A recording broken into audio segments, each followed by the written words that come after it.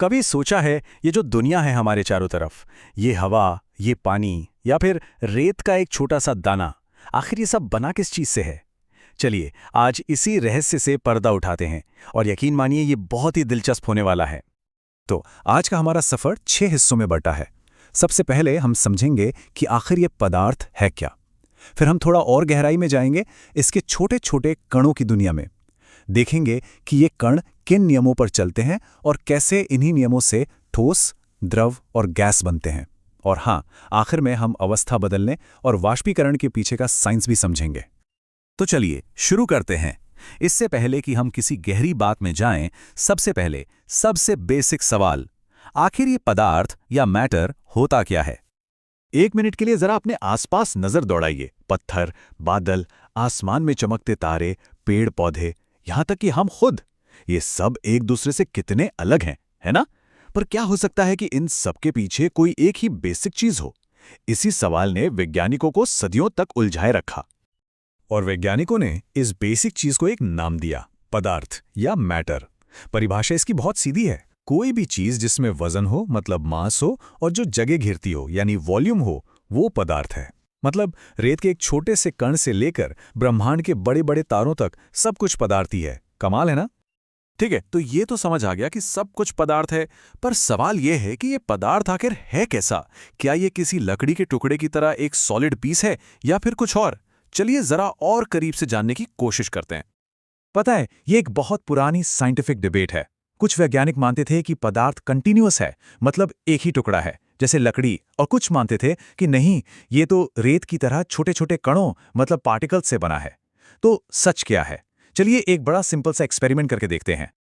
Imagine कीजिए, आपने एक ग्लास में पानी लिया और उसके लेवल पे एक निशान लगा दिया। ठीक है, अब उसमें 1 चम्मच नमक डालिए और उसे अच्छी तरह घोल दीजिए। नमक तो गायब हो गया, लेकिन हैरानी की बात यह है कि पानी का लेवल तो बढ़ा ही नहीं, वो वहीं का वहीं है। तो सवाल ये उठता है कि भाई वो नमक गया तो गया कहाँ? और यहीं छुपा है हमारा जवाब। वो नमक कहीं गायब नहीं हुआ। असल में नमक के जो छोटे छोटे कण थे, वो पानी के कणों के बीच जो खाली जगह थी, उसमें जाकर फिट हो गए। और ये सीधा सीधा सबूत है कि पदार्थ एक सॉलिड ब्लॉक नहीं है, बल्कि छोटे छोटे पार्टिकल से बना है।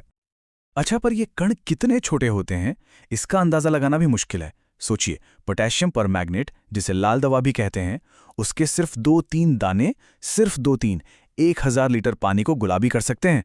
इसका मतलब ये हुआ कि हर छोटे से दाने में लाखों करोड़ों पार्टिकल्स होते हैं। वाकई हमारी सोच से भी कहीं ज्यादा छोटे।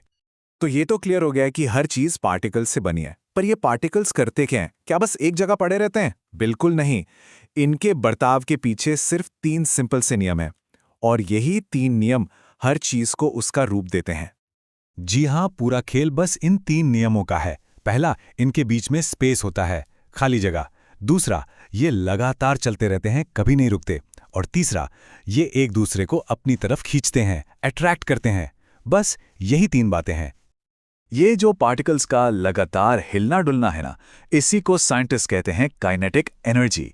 इसका बेस्ट एग्जाम्पल है अगरबत्ती की खुशबू। एक कोने में अगरबत्ती जलाओ तो उसकी महक पूरे कमरे में कैसे फैल जाती है? क्योंकि उसके पार्टिकल्स हवा के पार्टिकल्स के साथ मिलकर घूमते रहते हैं। इसी प्रोसेस को डिफ्यूजन कहते हैं। और हाँ, टेम्परेचर का इस स्पीड पर सीधा असर होता है। जैसे ही टेम्परेचर बढ़ता है, पार्टिकल्स की एनर्जी भी बढ़ जाती है और वो और तेजी से भागने लगते हैं। बिल्कुल वैसे ही जैसे गर्मा गर्म खाने की खुशबू दूर से ही आ जाती है, पर ठंडे खाने को सूंघने के लिए उसके पास जाना पड़ता है। तो हमने पार्टिकल्स के 3 नियम देख लिए, उनके बीच की जगह, उनकी स्पीड और उनका अट्रैक्शन। अब देखते हैं कि कैसे सिर्फ ये 3 चीजें मिलकर पदार्थ की 3 सबसे कॉमन स्टेट्स बनाती हैं, सॉलिड, लिक्विड और गैस। ये टेबल इन तीनों के बीच का फर्क एकदम साफ कर देती है। देखिए, सॉलिड में पार्टिकल्स एक दूसरे को बहुत मजबूती से पकड़ कर रखते हैं, इसलिए उनका शेप और वॉल्यूम फिक्स होता है। लिक्विड में ये पकड़ थोड़ी ढीली होती है, तो पार्टिकल्स एक दूसरे पर फिसल सकते हैं, इसीलिए वो बर्तन का शेप ले लेता है। और गैस में, अरे वहां तो पकड़ ना के बराबर होती है। पार्टिकल्स एकदम आजाद घूमते हैं और जितनी भी जगह मिले सब में फैल जाते हैं। पर क्या कोई चीज हमेशा सॉलिड, लिक्विड या गैस ही रहती है? नहीं, बिल्कुल नहीं। हम सब जानते हैं कि पानी बर्फ भी बनता है और भाप भी। तो टेम्परेचर और प्रेशर के बदलने से पदार्थ अपनी स्टेट बदल सकता है। चलिए देखते हैं ये कैसे होता है। यहाँ एक बहुत मजेदार पहेली है। सोचिए, आप बर्फ को पिघला रहे हैं। जब तक बर्फ का आखिरी टुकड़ा भी पानी नहीं बन जाता, तब तक थर्मामीटर का टेम्परेचर 0 डिग्री ही दिखाता है। भले ही आप उसे लगातार गर्म कर रहे हों। तो वो सारी हीट, वो सारी गर्मी आखिर जा कहाँ रही है? इसका जवाब है लेटेंट हीट, मतलब छिपी हुई गर्मी। ये वो हीट एनर्जी है जो टेम्परेचर बढ़ाने का काम नहीं कर रही, बल्कि एक ज्यादा जरूरी काम कर रही है। वो बर्फ के पार्टिकल्स के बीच के अट्रैक्शन को तोड़ने में खर्च हो रही है, ताकि वो आजाद होकर लिक्विड बन सकें। इसीलिए वो हमें थर्मामीटर पर दिखती नहीं। और कुछ पदार्थ तो और भी कमाल के होते हैं। वो बीच की लिक्विड स्टेट में आते ही नहीं, जैसे कपूर या ड्राई आइस। इनको गर्म करो तो ये सीधे सॉलिड से गैस बन जाते हैं।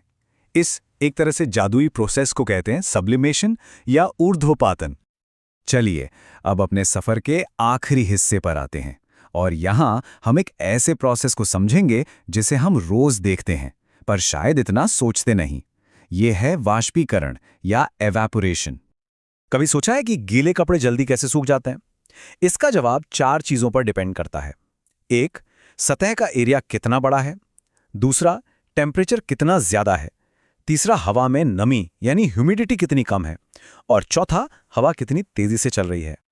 लेकिन एक और बात, इवेपोरेशन से ठंडक क्यों महसूस होती है? इसकी वजह बड़ी मजेदार है। देखिए, लिक्विड के पार्टिकल्स को भाप बन के उड़ने के लिए एनर्जी चाहिए, तो वो ये एनर्जी अपने आसपास की सतह से, मान लीजिए हमारी त्वचा से, खींच लेते हैं या चुरा लेते हैं। और जब किसी सतह से गर्मी निकल जाती है तो वो अपने आप ठंडी हो जाती है। और यही साइंस हमारी रोज की जिंदगी में हर जगह काम आता है। जब हमें पसीना आता है तो वो इवेपोरेट होता है और हमारी बॉडी ठंडी हो जाती है। गर्मियों में कॉटन के कपड़े क्यों पहनते हैं? क्योंकि वो पसीना सोखकर इवेपोरेशन को आसान बनाते हैं। और हाँ, जब गर्म छत पर पानी छिड़कते हैं तो ठंडक मिलती है ना, उसके पीछे भी यही कारण है। तो आज हमने पदार्थ की 3 स्टेट्स, सॉलिड, लिक्विड और गैस को समझा। लेकिन साइंस की दुनिया क्या यहीं रुक जाती है? बिल्कुल नहीं। क्या इनके अलावा भी पदार्थ की कोई और अवस्था हो सकती है, जैसे प्लाज्मा या बोस-आइंस्टाइन कंडेंसेट? ये एक ऐसा सवाल है जो हमें हमेशा कुछ नया खोजने के लिए इंस्पायर करता है।